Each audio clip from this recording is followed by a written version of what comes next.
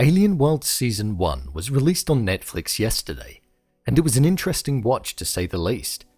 By providing a futuristic sci-fi twist on the modern educational documentaries that we've all come to enjoy in more recent years, it was a visual spectacular that had you hooked at every breath. However, as the show went on, did it live up to its expectation? Well, let's find out.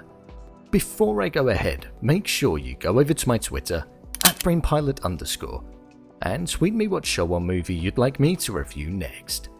So without further ado, I'm Brain Pilot, and here is a review of Alien Worlds Season 1.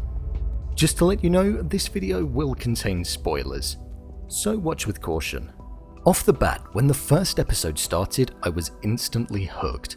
From the moment that the voice of narrator Sophie Okonedo started speaking and the visuals of navigating through space, wondering what life would be like on other planets being mentioned, the next 4 hours were given to Netflix for absolutely nothing.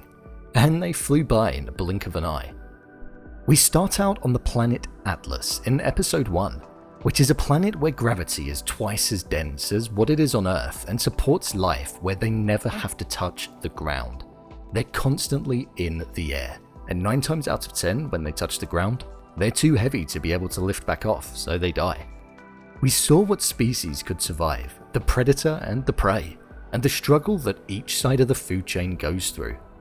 Visually, Atlas was an amazing planet to hear about and see, but one thing that ran through all of the planets that we were shown was how it compared to modern life and planet Earth in the past, present, and future.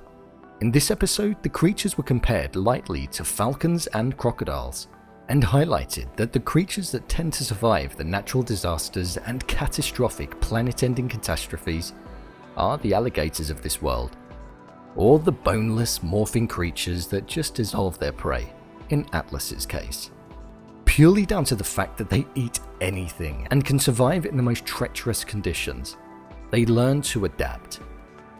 I'm uncertain how humans would have survived on planet Atlas, and that's something that I would have quite liked to have seen, even if it was just a slight comparison about the conditions.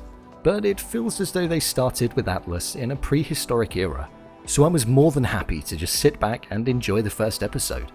The narrative was strong, the educational element was also interesting, and visually it was great to watch on the eye. The second planet that we ended up in was planet Janus, and this is the one that I thought was most definitely the most interesting out of all of them. A world where one half was scorching hot and always sunny, and a half where the other side was pitch black and has sub-zero temperatures 24/7. This allowed us to see how the same creature lives and has evolved on either side of the planet to be able to survive the treacherous hot conditions and the harsh cold conditions, and I thought it was great to see that they did that. Both sides looked like a planet that would be ruthless, and you'd have to fight for your survival every day. Not only are you against others, but you're against the terrain. Seeing a creature the size of a cat with 10 eyes and 5 legs, and being able to manipulate light was extremely creative, and they adapted the creature on both halves of the planet well, and was something that I would have predicted it would have looked like on the colder side when looking at the hot side. Again, like the first planet, they compared the creature to many different ones on Earth, such as ants and fireflies, which I thought was interesting. I really enjoyed episode 2 because not only did it show the creativity in which planet Janus had, but also the logic and thinking behind what these creatures would act like if they were on a planet that contained those conditions. I also loved the Twilight Zone section on the planet, where it was the only part where life could develop. It makes sense that the middle would be this weird cocktail of hot and cold. Episode 3 brought us the planet Eden, where oxygen is richer than is here on Earth due to having twin stars and being double the size of planet Earth. This was the planet that felt most like Earth in terms of the fact that it was full of life, contained multiple seasons despite being extreme, and was full of greenery. I thought this planet embodied all that was good about Earth, and seemed the most livable out of the 4. I enjoyed this episode for a variety of different reasons.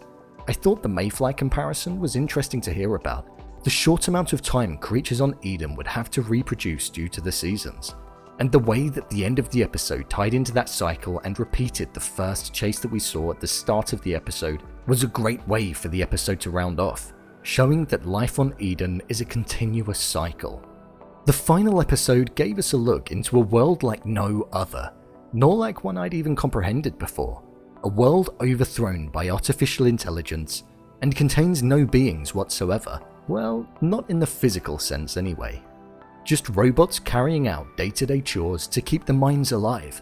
Although being run by AI, it was a planet that was set to receive a similar fate to what our planet Earth, will be facing, being consumed by its giant star. I thought it was extremely interesting seeing the planet Terra being twice the age of Earth, meaning that it would be facing issues in its solar system as we're going to face someday in the future. And also, as it was twice the age, it had twice the amount of technological advancement, hence why there were no humans left on the planet. It was very insightful and interesting. It brought modern sci-fi to life. Also, the idea of colonizing another planet is something that's always mentioned about Mars, so that was obviously the connection to Earth. One part of the episode that I thought was amazing to hear about was learning about the usefulness of using the full amount of energy that a star gives a planet. It was extremely thought-provoking. When the specialist mentioned how on Earth we only use 1 hour's worth of the energy that the sun gives us over the space of a year, it was mind-boggling. All of that energy that's just going to waste. The thought of being able to use the full potential that the sun gives us would change the planet as we know it, and in the episode, we saw what the possibilities were with the planet Terra. Overall, I think that this show was a very fascinating watch. Although fiction, there were elements of truth behind everything that we were seeing, and it genuinely felt real. Visually, it was spectacular. From looking at the water, the surroundings, the creatures, it was crystal clear and felt like a world that was actually inhabited. It's increased my interest in this subject as I never really gave it a second thought, so I can't really fault that in the show. Sophie Okonedo was the perfect choice as the narrator in the show. Her voice, her tone, her articulation, it really added to the mood that the show wanted to set.